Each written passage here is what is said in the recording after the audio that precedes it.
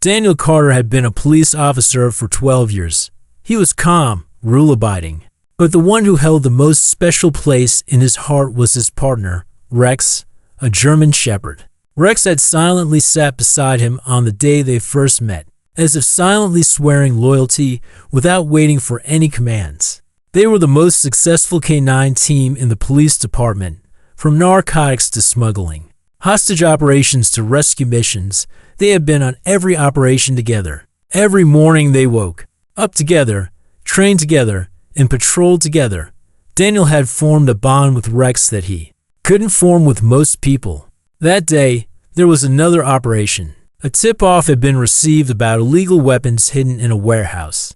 Daniel and Rex, along with the SWAT team, joined the operation. But nothing went as planned. When they entered, a firefight broke out. Amid the sounds of gunshots, screams, and chaos, there was suddenly an explosion. After the explosion, Daniel lost consciousness. When he woke up, everything was silent. The greatest silence was Rex's. He couldn't see him. When Daniel opened his eyes in the hospital, his first question wasn't what had happened, but where Rex was. But the answers were only silence. After the explosion, the area had been completely destroyed.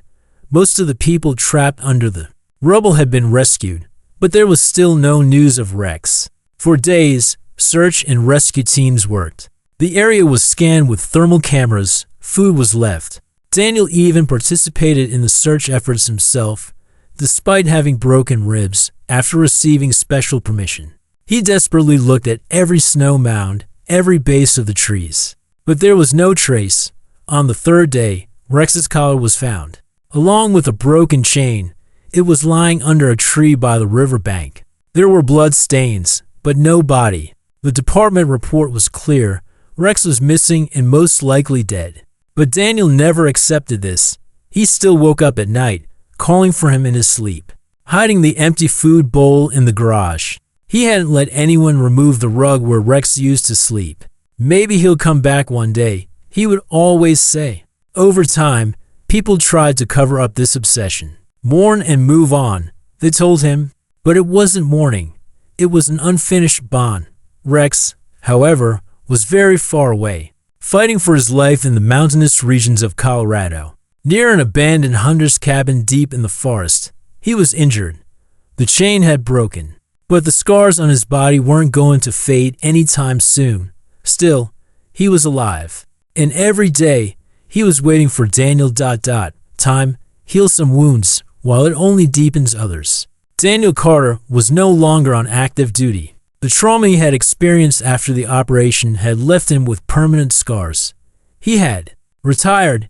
He worked as a consultant at the police academy, occasionally giving lectures. But his eyes no longer held the same spark. People tried to enter his life. Some wanted to support him. But the only being Daniel was still connected to, above all else, was still missing. Rex.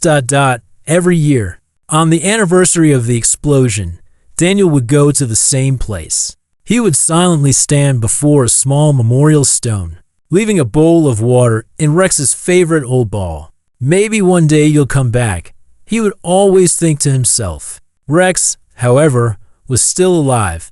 He had been dragged from forest to forest, sometimes hunted by hunters, occasionally fed by villagers, but never stayed anywhere. His broken leg had healed somehow, but he couldn't walk properly. He was old now. Cataracts had begun in his eyes. But he was a trained dog, silent, hidden, and he always managed to stay safe. The only reason he was still alive was the feeling that never died inside him, waiting. One day, as a child was camping with his family near the cabin, the child saw Rex. He wasn't afraid. He approached him quietly. Rex just looked at him. He didn't bark. He didn't run away. They just locked eyes. The child said to his father, "He looks like a superhero dog." The father smiled, but something clicked in his mind. The next day, he researched missing canine police dogs on social media. He came across a photo of a collar. It read, Rex, Canine Unit 14, Colorado PD. A chill ran down his spine. He examined the numbers on the collar again and again. The next day, he posted the information in a small Facebook group. 3 hours later, Daniel's phone rang. When Daniel hung up the phone, he couldn't describe the feeling running through him. His heart was pounding, his hands were shaking, but it wasn't the excitement of a mission. It was a belief reignited after all these years. The person who called had noticed the K9 Unit 14 inscription on the collar the child had seen. It was the exact same writing on Rex's collar. It was locked with a special clasp used only by trained dogs. The chances of it being on another dog after all these years were slim to none. Daniel immediately prepared. He put on his gear, placed Rex's favorite ball in his pocket. He didn't have the collar, but he still felt that bond in his heart. He had retired from the police, but this journey was far more than just a mission to him. The forest roads of Colorado were still the same. The old mountain trails, covered in snow years ago, were just the same as they had been back then. He had no team with him. This was just his and Rex's story. As he neared the waypoint from the camp, Daniel's heart rate increased. The trees were thickening. The air was cold. Suddenly, a strange silence fell over the area. There were no bird sounds. No wind. Under a tree, in the shadow where the sunlight hit, there he was. Curled up, aged, but still with that noble posture, his eyes locked on Daniel. Rex. Daniel took a step forward, then another. He was silent. His heart was in his throat. He was living the moment he had dreamed of for years. But was this a dream, or was it real? Rex lifted his head. He struggled to stand. There were still a few meters between them. Daniel took the ball from his pocket and slowly placed it on the ground. He whispered with that familiar voice, "Partner, is it playtime?" Rex's ears perked up slightly. He raised his nose. His eyes slowly lit up. Then he took a step, and then another step, and suddenly he lunged forward. Maybe he didn't run, but in that moment, the moment that froze time, when Daniel dropped to his knees and caught Rex in his arms, the whole world fell silent. Tears flowed, words fell short. This wasn't just a reunion. This was an unfinished vow, a loyalty fulfilled after all these years.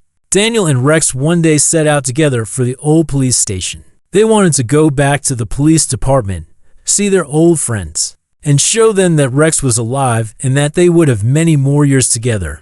They walked together, Rex leaning against Daniel's chest, Rex by his side. The place wasn't the same as before. He could feel that everything had changed.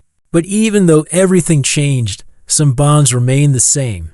Dogs, loyal companions, have always added value to people's lives. Rex, once lost in a dark path, was now starting a new beginning. Together, they would go back and claim life's reward. This story ends here, Daniel thought, but it will go on forever.